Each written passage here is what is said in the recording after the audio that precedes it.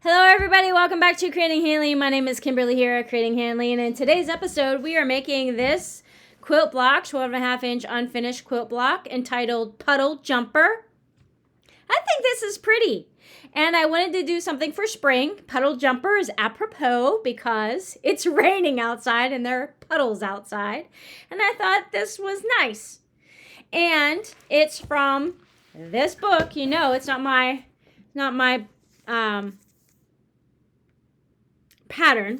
It's from this book, and it's on page 491. And look at the colors, and it's batiks, and I picked colors. Oh, it fell on the floor. Of course it did. It always falls on the floor. I picked colors that pretty much match it, which is unusual. Well, not totally unusual, but it looks pretty close. I mean, I must say so for myself. Anyway, Puddle Jumper. You need 7. So you need 7 different colors. Now let's check it out here. You need 2 lavenders. Here's a lavender. Here's a lavender. You need 2 purples. Here's my purple, and here's my other purple. So opposite purples. And then you need 2 teals. Here's my teal. Teal 1, teal 2.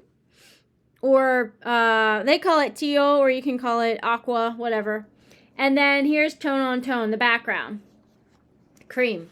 So you need 7. You have to use a layer cake or bigger, like yardage or some kind of big scraps, because these sizes are bigger than, what are the 5-inch squares? They're bigger than that. Anyway, well, some of them are. Let's take a look at what the sizes are. So for your lavender or violet, they call them, you need 1 square labeled A. So there are only 3 sizes, so this is going to be really simple. 3 7/8 by 3 7/8. Now, you know me, if you've listened to my other videos, I say round up to 4 inches. Just do 4 inches.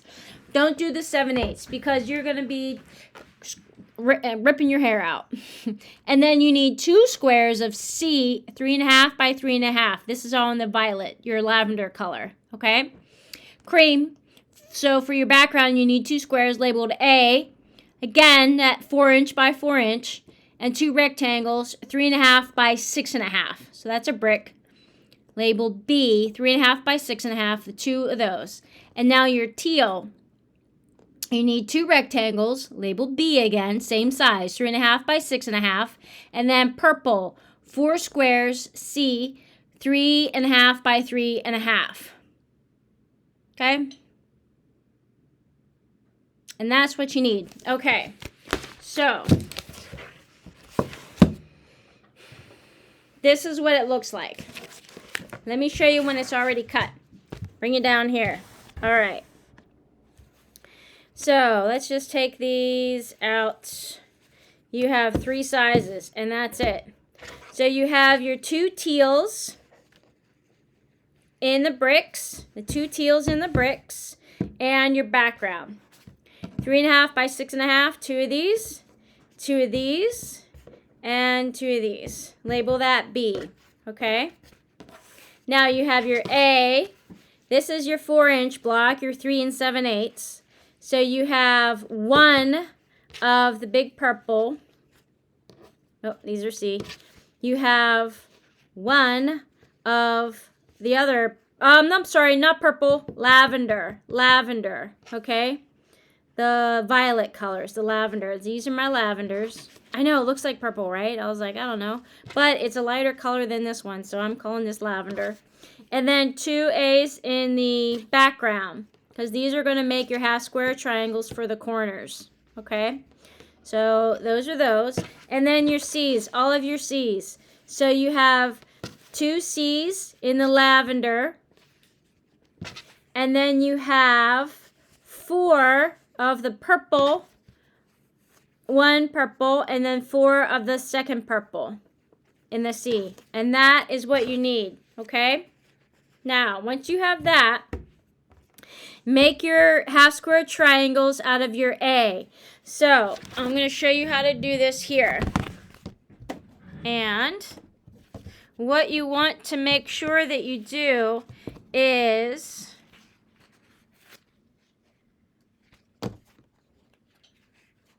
Make sure, now if you're using batiks, you have to figure out which is your top and which is your bottom. Because batiks, sometimes you cannot tell. So just pick a side that looks good to you. And then line these up. Making sure that your square is, like your sandwich is perfect. Okay? And then you're just going to draw a line down the center.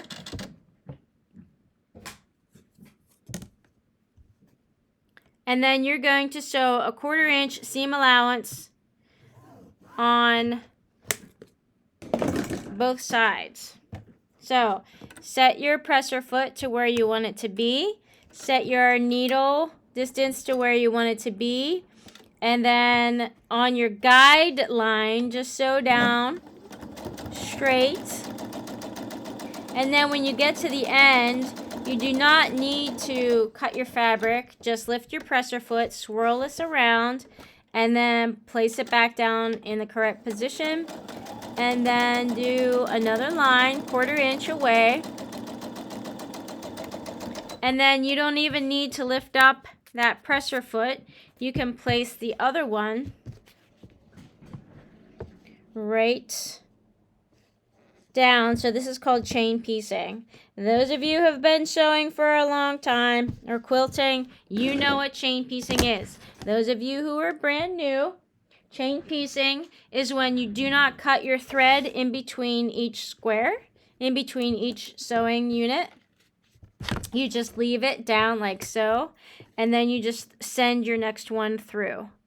So I want to make sure, because mine always gets wonky because I go so fast. So I just want to make sure this is as square as possible. Now, because these are 4-inch squares, you are going to be able to trim these down so that you're giving yourself a little bit of wiggle room if you've cut 4-inch squares instead of 3 and 7/8. Instead of 3 and 7/8, you can be assured that you will have enough fabric that you can square it up. Okay, there you go. Now we're going to take this to the cutting board, and we're going to, actually I'm just going to do this right here because I throw everything on the floor because I no longer have a grip. 28 years of doing massage and my hands don't work anymore. All right, so just like that.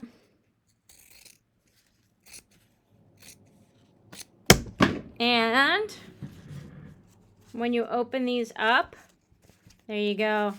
You can iron those open or finger press. Be gentle because this is the bias, so you don't want to stretch it. And then here's the other lavender color. Look how pretty these are. All right, these are your corner pieces. Now you've made 4 corner pieces. This is called a half square triangle because each half is a triangle of a square. All right, so take these to your ironing surface and press that flat. And then you have your 4 squares. So you set those aside. Okay, now the difficult part comes in. Okay, now you have to make all 6 of these. So I want to show you, instead of doing this, I want to show you how this looks. Now I just want you to stare at this for a while, okay? So you have your teals and you have your 2 side pieces right here. So your side units. So here's your side bricks, here's the bricks. Your side units, they come over here. Now, this is the difficult part to instruct because each one of these is different. So just look at this. So when you take, I'm going to stand it up like this. So when you take a teal piece, start with, so what I did, I started with the 2 lavenders because there was only 2 of these. So start with your 2 lavenders. put one in one corner and one in the other. Now that's easy to say, right? So what I'm going to do is take one of these. Oh my gosh, I can't get them separated. Again, because my fingers don't work anymore. All right, now take one C from one and one C from the other. Now fold this in half diagonal and place it there. Fold this in half diagonal and place it there. Okay, so your square, your unit should look like this. That is not how you're going to sew it. So what you want to do is, just like you drew a line on the half square triangles, you're going to do the same thing here. So make sure these are face side down, facing each other. And then you take your drawing utensil. In my case, I'm just taking a pencil. And I'm drawing from this corner of the lavender to this corner of the lavender. And that is the line I'm going to sew on and then fold on. So when I fold it over, now the face side is up and I've replaced this corner. And I'm going to do that same thing with the purple. I'm sorry, I keep saying purple because it is purple, but it's lavender here in this application. And then I draw a line, and you're only sewing once. And then you sew that on that line, fold over, and now you have your stitch and flip unit, okay? But what you want to do is trim this X off, like trim that corner off, so now that replaces that. Trim this corner off, that replaces that, okay?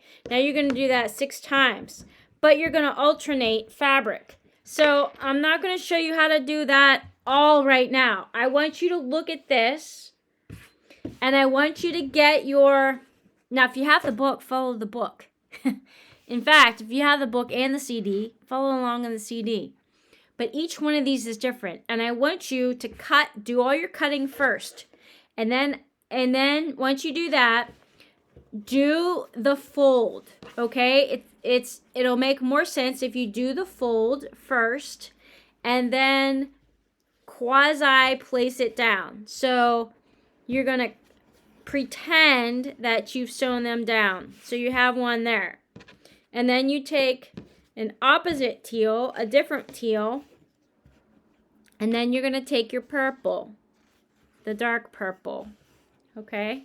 And then you're going to place it like this, okay? And then the other side, like this.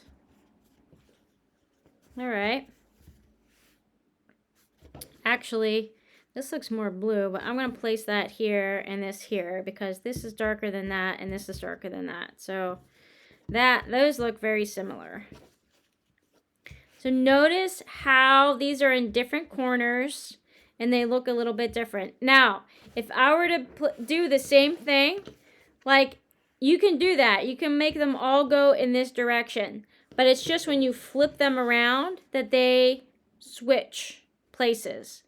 And then you're going to take your other teal, so this one, and then you're going to have,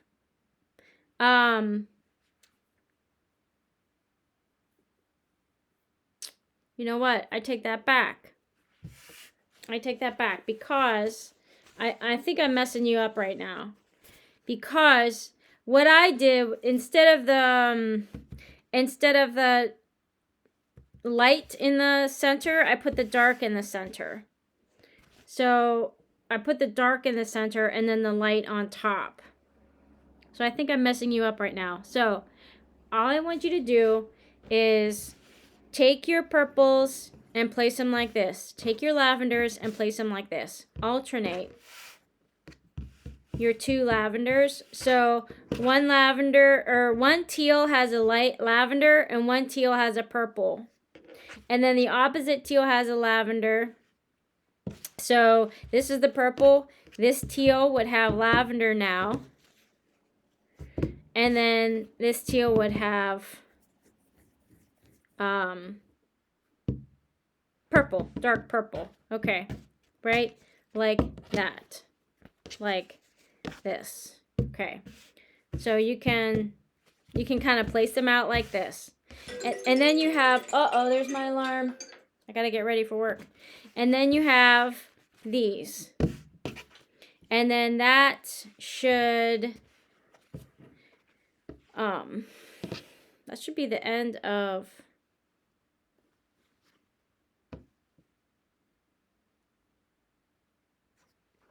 Is that right? Yeah. Okay, that should be the end of that. So there you go. so those are all together like that. All right. That probably doesn't make any sense to you. And because now I have to leave for work, I really rushed this, but I want you to just stare at this and just look at how it's constructed. So this teal has 2 lavenders. Okay? And then the half square triangles that you just made, they match up with the lavender sides. And then these 2 teals have the dark purples. And then this unit, this flying goose unit, has the dark purples. And then you just match up those. Okay? Same with this side. You have your dark purples. Match up this flying goose with those. And then your last teal at the bottom. So see how they alternate teals? And then your last lavenders at the bottom. This is the half square triangle. Line that up with the same color of the flying goose. So your stitch and flips. Hopefully that makes sense. So just stare at this for a moment. And you can return to this as much as you need to.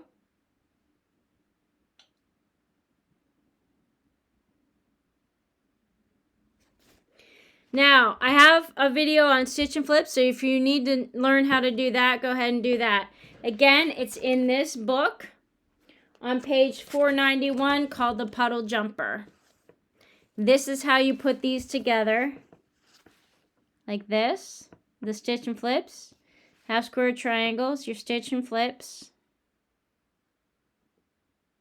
And then this is how you construct it. You put the middle together first. And then you put these sides together on the middle. And then you make your bottom row and your top row.